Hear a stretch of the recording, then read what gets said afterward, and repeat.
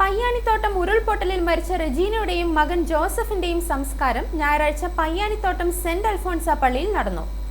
രാവിലെ 11:30 മുതൽ പയ്യാനിത്തോട്ടം holy spirit public സ്കൂളിൽ പൊതുദർശനത്തിന് വെച്ച മൃതദേഹങ്ങളിൽ നൂറുകണക്കിന് ആളുകൾ അന്തിമോപചാരം അർപ്പിച്ചു. ജനപ്രതിനിധികൾ, രാഷ്ട്രീയ, സാമൂഹിക, സാംസ്കാരിക രംഗത്തെ പ്രമുഖർ, വിവിധ സംഘടനാ പ്രവർത്തകർ, പൊതുജനങ്ങൾ എന്നിവർ അന്ത്യാഞ്ജലി അർപ്പിച്ചു. തുടർന്ന് ഉച്ചകഴിഞ്ഞ് 3 മണിയോടെ നടന്ന ശുശ്രൂഷകൾക്ക് ശേഷം പള്ളി സെമിത്തേരിയിൽ സംസ്കാരങ്ങൾ പൂർത്തിയായി.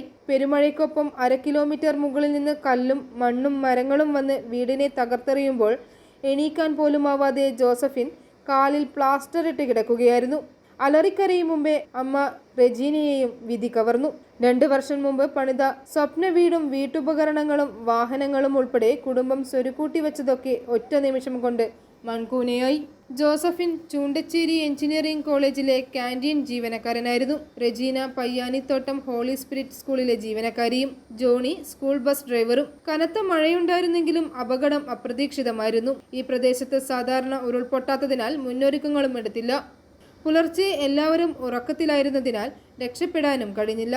ജോണി അടുത്ത വീട്ടിൽ കൂട്ടുകിടക്കാൻ പോയിരിക്കുകയായിരുന്നു. ഇളയ മകൾ സോമിറ്റ് മൂത്ത മകൾ ജോമിറ്റിനെ വിവാഹം കഴിച്ചയച്ച എറണാകുളത്തെ വീട്ടിലായിരുന്നു. i4 news, Pala.